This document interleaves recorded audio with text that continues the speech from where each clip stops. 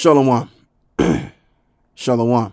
First and foremost, I want to give all of the praises and the glory to the Most High and His Son, Yahweh Bashim Yahushai, Ba'ashem Arakar Kwadash. And double honors to the apostles of the great millstone that taught me what I know, and including the bishops on down, and Yahweh Bashim Yahushai Barakatham to the 144,000, and the 1/3 that do follow. And it's your brother Laban. Just want to be real brief with this news over here, and then I'm going to touch on what's going on with Turkey in regards to them moving to the Brics, which is about to be as it looks. So anyway, let's begin. Texas man catches anthrax after eating contaminated lamb meat in case that shocks doctors. A man in Texas has been hospitalized with anthrax in an unusual case after butchering a dead lamb and cooking its meat.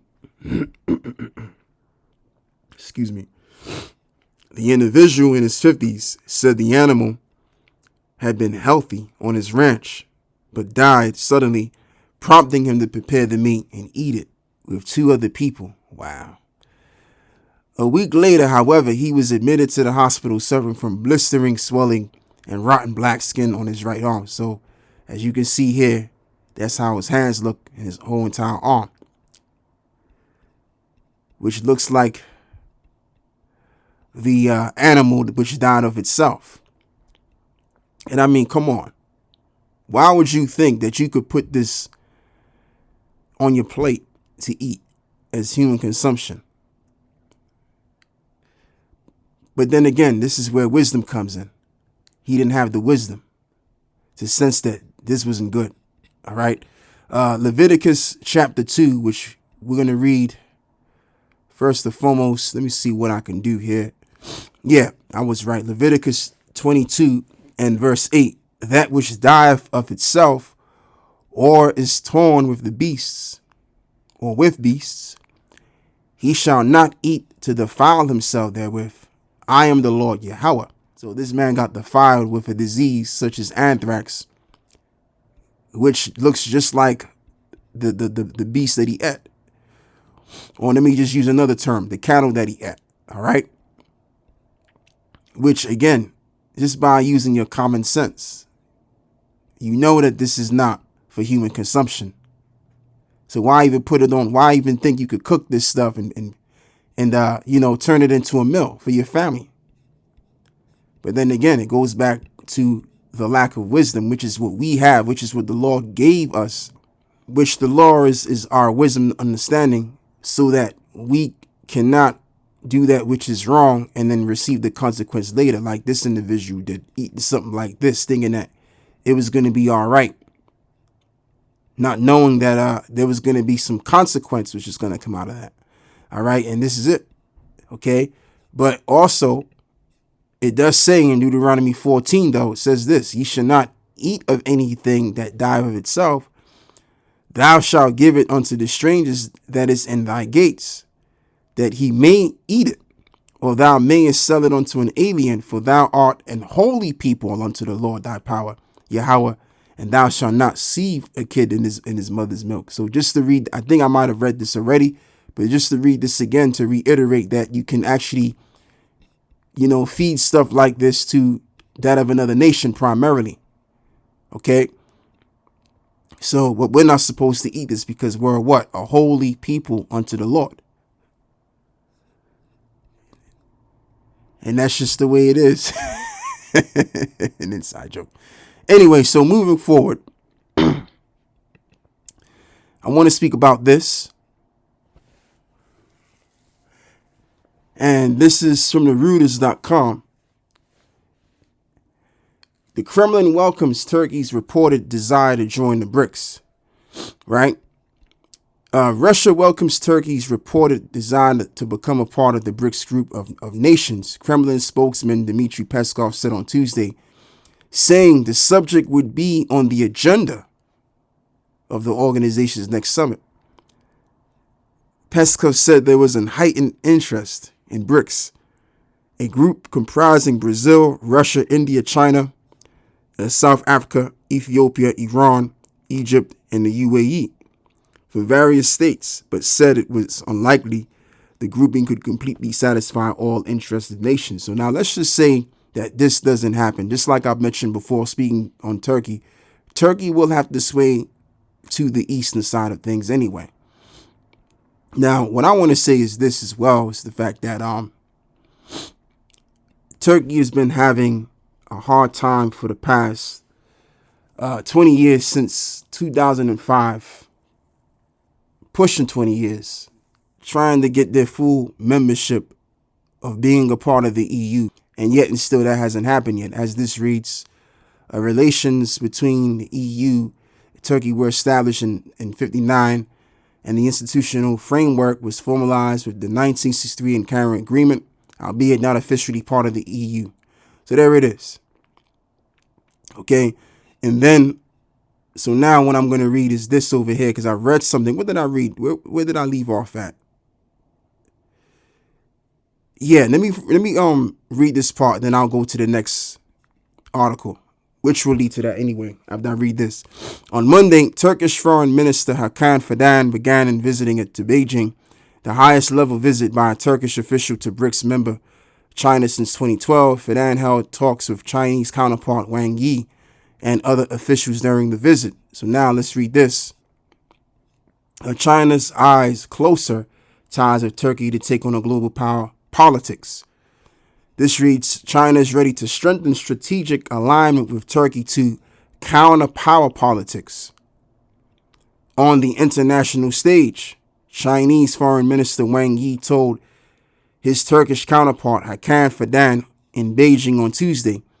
The two sides agreed on the need for close strategic communication to safeguard the common interest of developing countries, Wang said, according to a Chinese statement. Wang said Beijing was willing to continuously expand the cooperation with Ankara in economics, trade, energy, infrastructure, and high-tech and digital economy, which is what Turkey needs. Okay, because right now Turkey is in a very dire situation economically, and we also have to include the fact that they're under a great deal of inflation by 75%. And then we got to go back 4 years ago that America sanctioned Turkey as well in this state, because they were in an inflationary state back then as well, the same way that they are right now. So how much more in all of that combined? So that's going to provoke Turkey to sway to the other side of things, on the side of Russia, which leads to the point of Ezekiel 38, which is prophecy. All right. And I think, if I could quite remember the reason why they sanctioned Turkey, because I think Turkey was in line with Russia concerning their weapons or something like that. And I don't really remember. But just by the looks of it all, by the, when we're looking at the relationship of Turkey and as well as the EU, or let me just say NATO overall, it's not looking too good.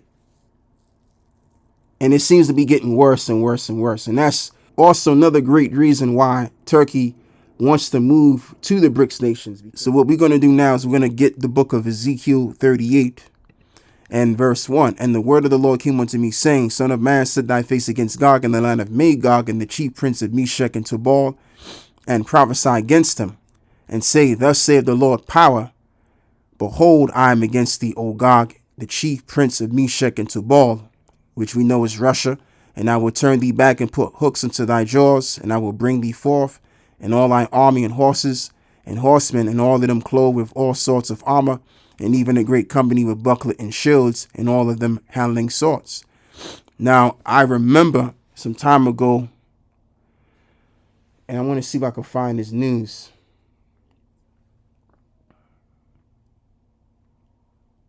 On my phone.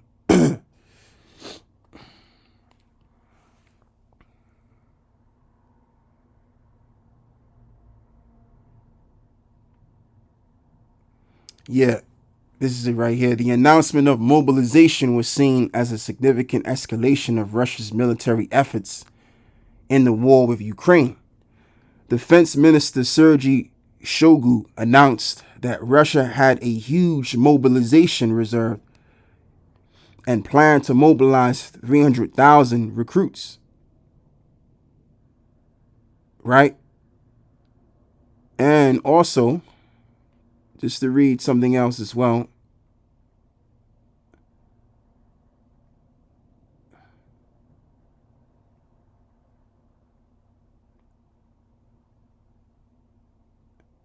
Yeah.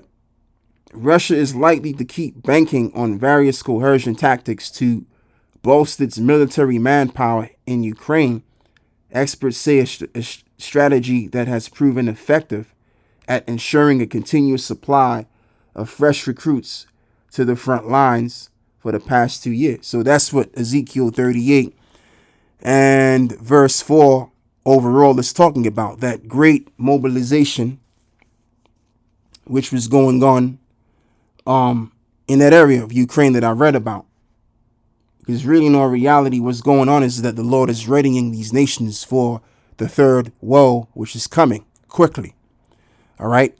So now let's read this. Persia, Ethiopia, and Libya with them. All of them with shield and helmets. Gomer and all his bands, the house of Togomar of the north quarters. And all of his bands and many people with thee. Exactly, which is overall Turkey. So, if Turkey sways to the side with China, and I said it just like DJ Trump says it, China, right? If this is had, then that would then mean that Turkey would be siding with Russia. If they're going along with China, and if they become a part of the BRICS too, primarily, they would then share an interest.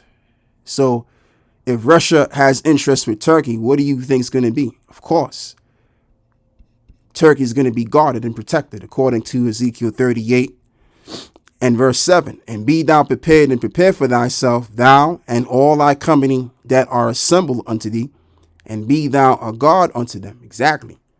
So let's just say that they don't join the BRICS nations, right? As of yet, somehow, some way.